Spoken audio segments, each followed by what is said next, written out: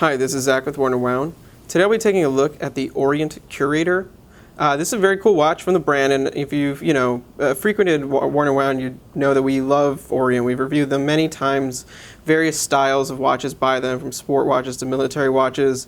But as I've been kind of going over them, I feel like their dress watches are really their strongest offerings, especially in the price range, because there's not very many brands that can really compete with them for mechanical dress watches in this $300 or so price range. And this watch, which is a fairly new offering from them, goes a little bit further than others in that it has a sapphire crystal. It also has a power reserve indicator. And after a 30% coupon code, it comes out to $290. So it's really a great value. I also think it has an interesting look to it. That it's a little bit of a kind of a casual everyday watch with dressy elements, but it's got a little bit of a kind of masculine palette to it and a little bit of a beefier build, just for something a little bit different than the other watches we've looked at. So let's take a closer look now. The case of the Orient Curator is a little bit larger than your typical dress watch at 41 millimeters in diameter and about 47 millimeters lug to lug, though that is a kind of a nice proportion that doesn't make it too large to wear, kind of absurd looking in any way. It's also about 11 millimeters thick, so fairly flat, definitely comfortable, but it actually has a fairly broad lug width at 22 millimeters lug to lug, which I think makes it look a little bit beefier, a little bit more robust than a typical dress watch case. Otherwise, the case design itself is very simple, almost plain. I'd say it's the one drawback of the watch. I think a little bit more could have been done with the case, but it's not ugly or offensive. It just kind of lacks any personality, though I think the dial might make up for that. But so it's polished all around. Simple straight lugs coming off, very simple profile, center area and beveled bezel, and then a case back that comes off that kind of reflects that. It does not have a display case back, just has this kind of typical Orient screening on there. The crown here is a push-pull crown. This watch is not manually wind, so you don't actually need to turn it ever, but it's an easy graspable size and it's easy to pull out when you need to adjust the time. The dial of the Orient Curator has a cool vintage aesthetic to it with some really nice detailing and some interesting little things going on that I think give it a very unique personality, even if the overall design feels kind of familiar. You know, I mean, you've seen markers like this, we've seen hands like that, but this comes together to just have kind of a different feeling. So you have this primary index here of these large applied steel markers, and what's nice about the way these are made, you know, they're kind of this tapering design with beveled edges, is that the top surface has been very coarsely brushed. So you have a really nice texture on the top of them that breaks up the light, and I think it adds a little bit of masculinity to it because it's not a satin brushing. It really is coarse. You can really see the striations in there of, you know, whatever mechanism they use to brush those. So it has a cool look to it, a little bit industrial.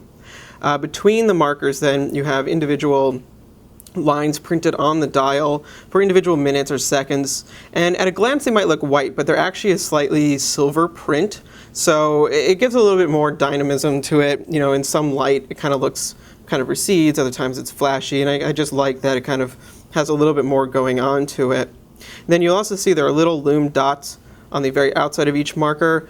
I like that these look like little tritium dots from vintage watches, and they actually glow pretty well, which I was surprised to see. The background, the actual face of the dial then on this model is this kind of interesting flat gray. Sometimes it looks almost like it has a sunburst, sometimes it looks really matte. It kind of changes depending on the situation you're in. Either way, it's really nice. I happen to really like gray dial watches. I think they're a little bit less common than white, black, or cream, or even silver, and they go with, you know, things a little bit differently, and it definitely has kind of a more of a moody, kind of brooding look to it, which I like, which I think is part of what gives this watch its unique character. Just below 12 here, you have a power reserve indicator. It's an automatic watch, so that doesn't hand wind, so you're not going to be kind of adjusting that and seeing it go up, but it does let you know very simply how much power you have left. So right now it says we have about 10 hours left of power. Obviously, if we walk around and wear this for the day, that will go up. I love power reserve indicators. I think they add a little complexity to the look. It's a very useful function to have, and it's not one you see too often in $300 watches. Then you have the logo here. Above 6, the Orient logo with a little crest, two lions on the other sides of a shield there. It's pretty small, pretty reserved. And then just above 6, there's like these two little diamond shapes, and that's something I hadn't seen before, and that actually indicates that this is a sapphire crystal watch. Most of the Orients we've seen have been mineral crystal or occasionally acrylic. This is the first sapphire we've seen, so I know a lot of people really love sapphire for its scratch resistance, also its value, so it's really nice to have that here. Lastly, you have date window at 3. It's silver rimmed, black date on white disc. Stands out nicely. It's not too contrasty. I think it looks just right. And then the hands here are kind of interesting, sort of alpha, kind of, very pointed arrow shape hand. They also have a loom filling. What they did here that's a little interesting is that they ran a stripe of brushed finishing down the center. So it might be a little hard to see, but you'll notice in person that there is a little bit more going on there than just a single type of finishing. Lastly, you have the stick seconds here, which is also in a brushed or slightly polished silver. It's very mild secondhand. It kind of, you can almost forget it's there entirely. On the wrist, the Orient Curator wears very nicely. I think, despite the fact that it's a little bit large for a dress watch, I think it makes total sense, and it looks very in proportion to itself. And I also think it's not necessarily like, a dress watch in the sense of just a watch for formal occasions, so much as a casual watch with some formal elements to it. So it's actually very versatile because you could easily wear this out. Wearing it with a not particularly formal shirt here, just kind of this gingham pattern thing. And I happen to think it looks kind of nice with that. And it just kind of, works with, office attire, things like that.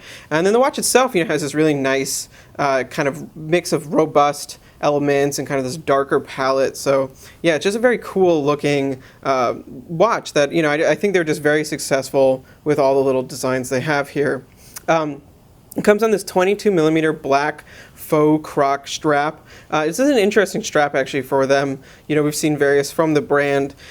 This is the most heavily padded strap I've ever seen in my life. The padding is really thick from the lug all the way down to the tip, so it's very pillowy, which is interesting. It's a little funny feeling, but it also feels, kind of nice. It feels like a very well-made strap. The look of it, the black faux croc is a little bit formal perhaps, though it does work with the gray and silver tones going on here. But I do think this is a watch that you could try various other strap colors with.